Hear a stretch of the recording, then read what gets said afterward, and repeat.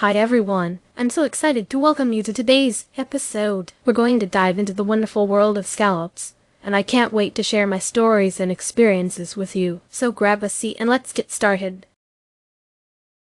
Recently, I was preparing a delicious scallop recital for a special event at the local community center. It was a big gathering, and I wanted to impress everyone with this creamy, flavorful dish. As I was getting everything ready, I discovered there was a shortage of scallops.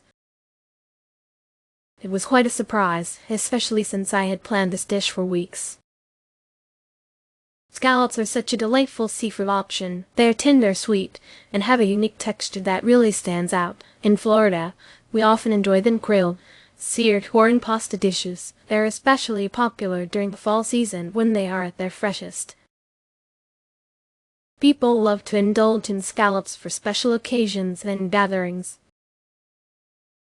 When I realized the shortage, I had to think outside the box. Instead of simply substituting with another seafood, I decided to create a new dish using shrimp and a blend of spices to mimic the flavors of scallops.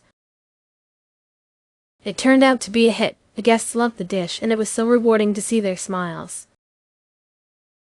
That sounds amazing, Maya. I love how you turned a challenge into an opportunity. What inspired you to use shrimp instead of another seafood?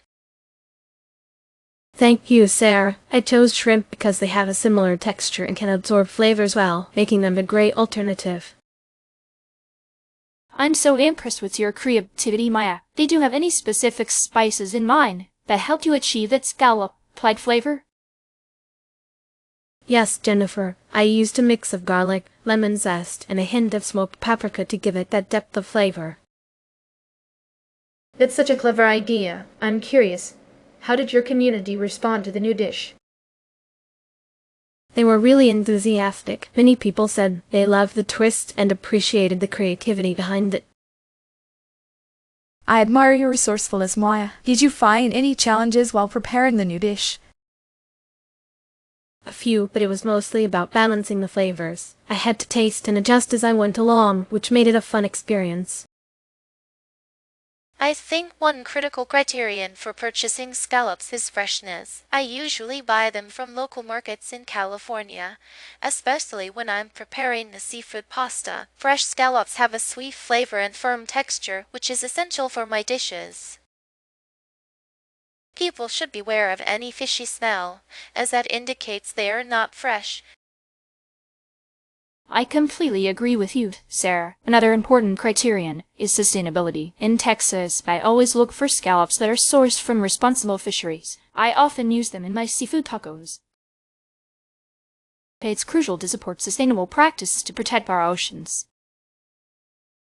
Yes, sustainability is key. I'd like to add that the size of the scallops matters too. In Washington, I'd prefer buying larger scallops for baking or grilling. They hold up better and have a more satisfying bite. People should be cautious about the size, as smaller ones can overcook easily. Those are great points. I'd like to mention the color as a criterion. When I buy scallops in Florida, I look for those that are creamy white color. They should not be overly translucent or have any discoloration. It's a sign of quality. I love that, Maya. Honestly, I think the price is an important consideration. In New York, I often compare prices at different markets, especially when planning a gathering. It's essential to find a balance between quality and cost. People should be wary of prices that seem too low, as they might indicate lower quality. If scallops are unavailable, I often use shrimp as an alternative. They have a similar texture and can be prepared in various ways. In California, I love making shrimp tacos, and they are always a hit. However, scallops have a sweeter flavor that shrimp can't quite match. I agree, Sarah. In Texas, I sometimes use catfish as an alternative. It's a local favorite and can be grilled or fried. While catfish has a distinct flavor, it lacks the delicate sweetness of scallops, which makes them special. That's interesting, Jennifer. In Washington, I often use halibut as a substitute. It's a meaty fish that holds up well in dishes. However, halibut doesn't have the same tender texture as scallops, which is something I truly love about them. I can relate to that. Emily, in New York, I sometimes use sea bass as an alternative. It's flaky and delicious, but it doesn't have the same unique sweetness that scallops offer. Scallops really have a special place in my heart.